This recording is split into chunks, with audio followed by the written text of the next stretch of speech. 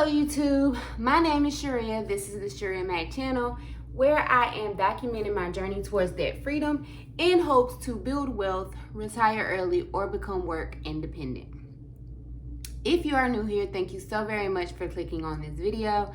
And if you are a new viewer, thank you so very much for clicking on this video. If you're a subscriber or a viewer, this is all messed up. Okay.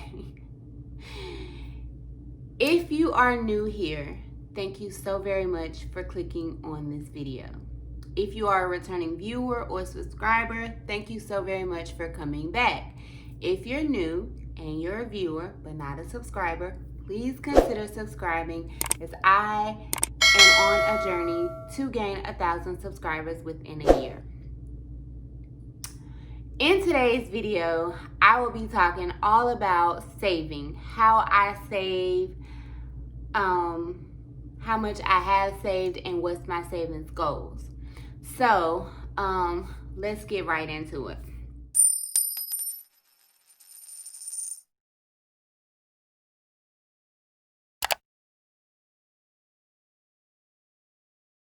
I took some notes because I'm trying to do better. And so you'll see me glancing down.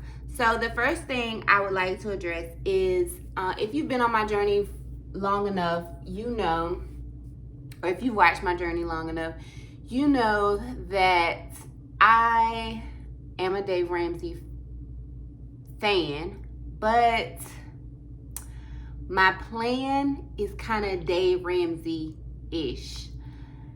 I do believe that the steps are effective, but I also believe that I have to do what works best for me, and his steps don't really work best for me.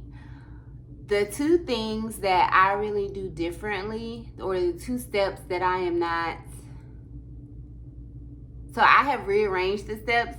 Dave Ramsey says not to contribute to your 401k, put all of your money towards debt. And once you've gotten out of debt, then you build a savings aside from the $1,000 emergency fund. Well, I don't do that. I do still contribute into my 401k, and I have an additional personal savings, and that works best for me and my family, and here's why. I have an autoimmune disease. The disease can be debilitating. I have talked about it or mentioned it several times in videos before. And at any given time, I could be taken out of work. I could be put on FMLA or just taken out of work altogether. And in the state of North Carolina, where I am, it's not an automatic like disability. You get approved for disability because the doctor said you cannot work. So for those two reasons alone, I feel like it's best for me and my family for me to still contribute into my 401k, because one, I invested in my full-time employer, and should I have to leave and come out of work, I would be able to take all my 401k with me if that had to happen. Obviously, that is a last resort, but it is an option I like to keep available. Second, if for whatever reason I go into a flare that takes me out of work, FMLA or whatever, I would like to have a nice savings, because the lifestyle we live right now is based on the combination of my husband and my income. So we gain financial sense later in life, about 2015, and we bought a big house and did all of the stupid things that most of the callers that call into Dave Ramsey have done. And now we're at the point where we're trying to simplify and try to figure out, what's the best option for us and our family. As of right now, as far as we've gotten, are the steps that I'm talking about today, which is continuing to save and how I save. So you do what's best for you and your family, but that is what's best for me and my family, and that is how we will be continuing this journey. How I set my savings goals is very basic. I take the income from the previous year. So like for 2020, I looked at what I made in 2019, and in 2019, the the majority of 2019, I only had one income. That was my full-time job. I have a small business, and I made some inconsistent money from there, but nothing to like really include routinely into the budget. So I took the income towards the end of 2019. I took the income that I made. I took the debt goal that I had for 2020, and from there, I looked at how much, not gross, but take home pay I should have, and I kind of developed a savings goal from that. So for 2020, in case you do not already know, my savings goal, my personal savings goal, was $6,000.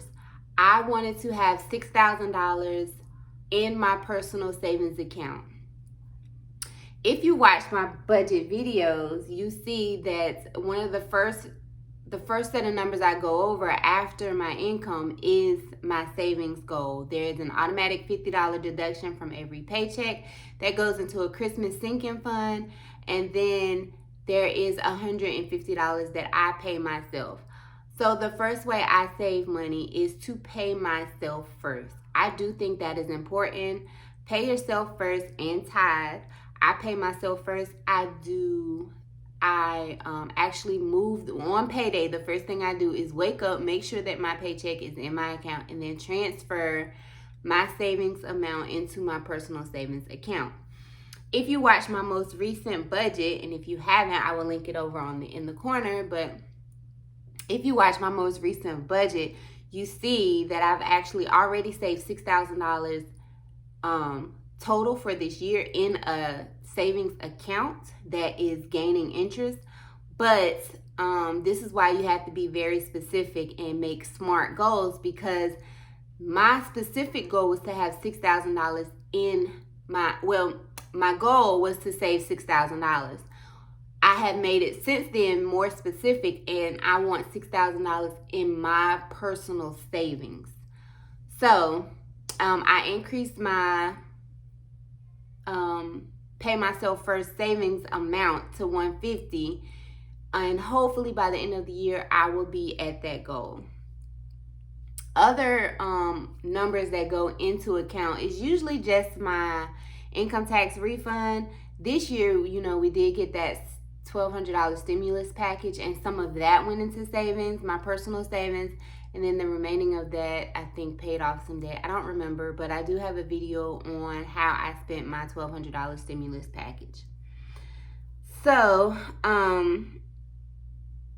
what types of savings do I currently have right now?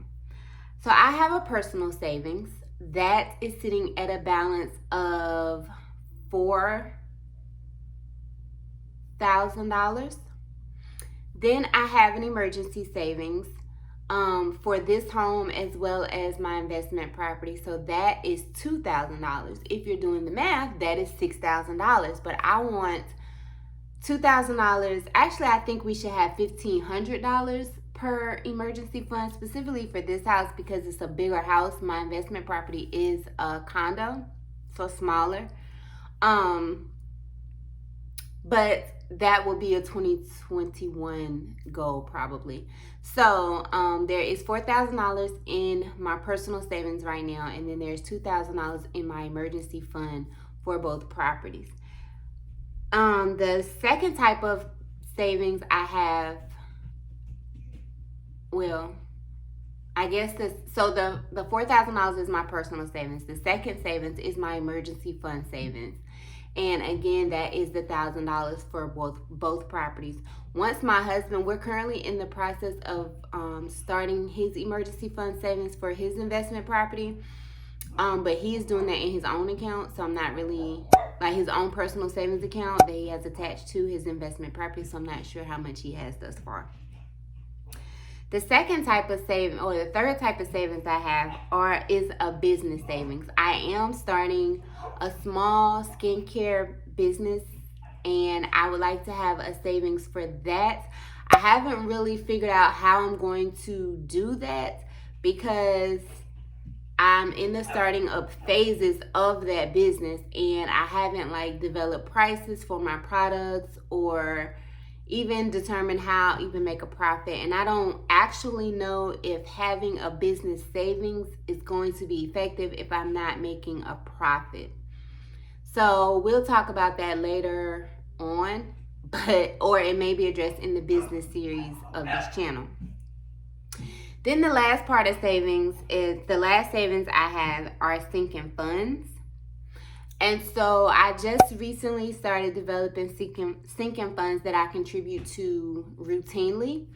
And my sinking funds currently has 1, 2, 3, 4, 5, 6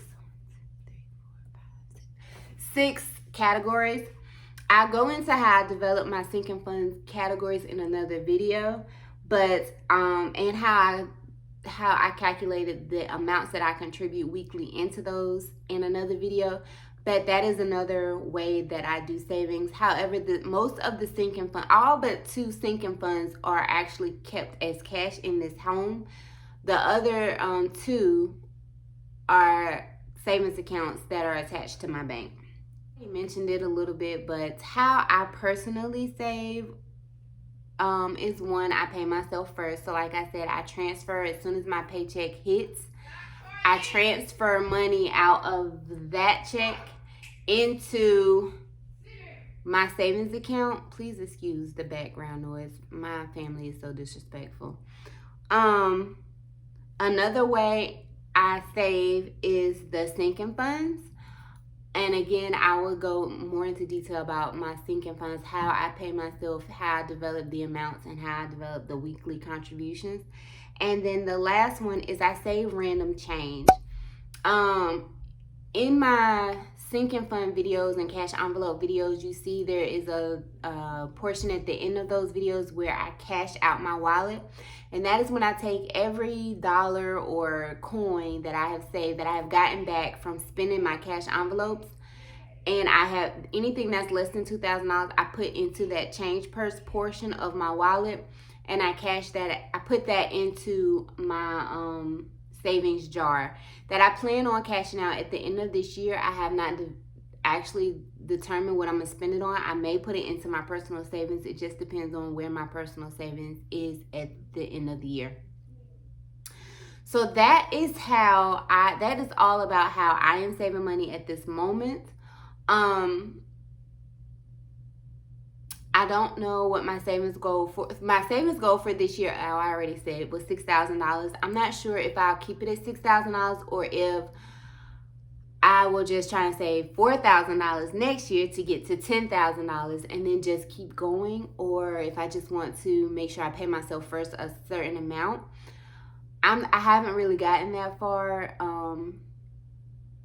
but that is how I save. If you have any helpful savings tips, please list them down below. How do you save money? It can be something as small as $10 a week or $10 a month. I don't think any savings goal is too small or too big. The fact that you are saving, you have developed the mindset that you need to pay yourself first, is a major accomplishment, and that's what needs to be highlighted, not the amount. So, thank you so very much for watching thus far. If you have not already, please consider subscribing. It would really help out my channel, and I appreciate all the support from my subscribers thus far. Please make sure you like, comment down below how you save, what's your savings goals, any saving tips for the viewers who watch this video, or anybody else who watched this video who is just open. I would like to start that discussion down in the comments. And if you have not already, please consider subscribing. Thank you so very much for watching this video. Do remember that the debt-free journey is indeed a journey, not a destination.